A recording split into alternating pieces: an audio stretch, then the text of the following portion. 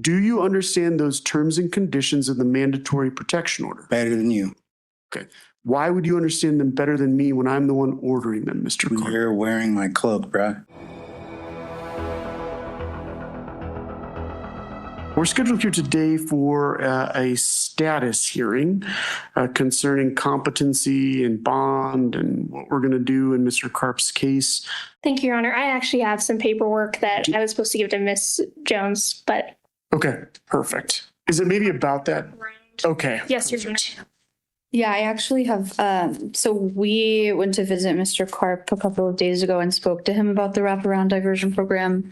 He's not interested in moving forward with the diversion. Well, then it sounds like it's somewhat of a voluntary program, and so we probably wouldn't be able to do that then, unfortunately. That sort of leaves me with limited options in terms of what I can do then. The only reason I'm not modifying the bond is your client won't acknowledge or abide by the protection order. And so is that something that he will do or no? That's the only thing that matters from my perspective at this point. He's threatening to shoot up the church and the people at the church that he's being restrained from. And so the court disagrees. Do you have that recorded? Do you have that disagrees with that. Recorded somewhere? 1 second, Mr. Karp.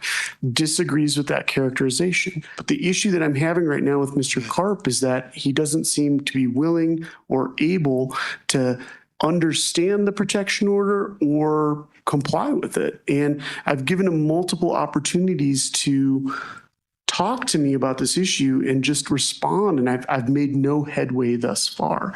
Mr. Karp, there's a mandatory protection order in this case that I issued. What the mandatory protection order states is that you shall not harass, molest, intimidate, retaliate against, or tamper with any witness to or victim of the acts that you're charged with committing. The mandatory protection order also states, are you listening, Mr. Karp, or no? Absolutely, sir. Okay.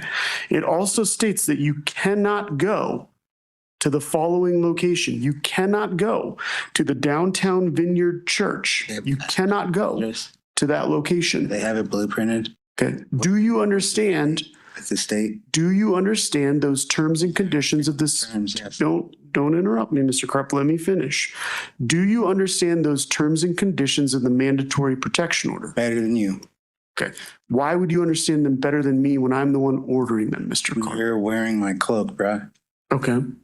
Are you going to follow the terms? Are you going to follow the terms of this mandatory protection order? A restraining order against my family. She is a restraining order and she's not allowed to be anywhere near my family.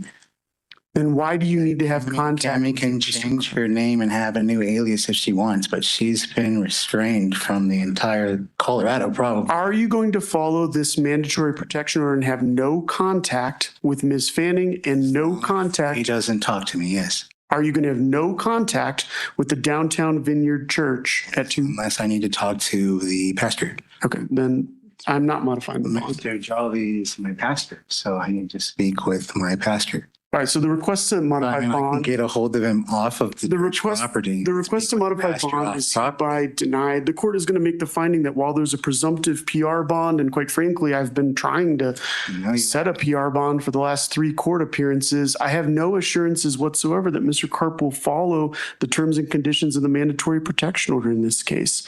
I understand that it's related to his mental health. The court is trying to be sensitive on that. I've tried to refer him to the Bridges Wraparound Program for a diversion. I've tried to address these issues. I want to see Mr. Karp get help.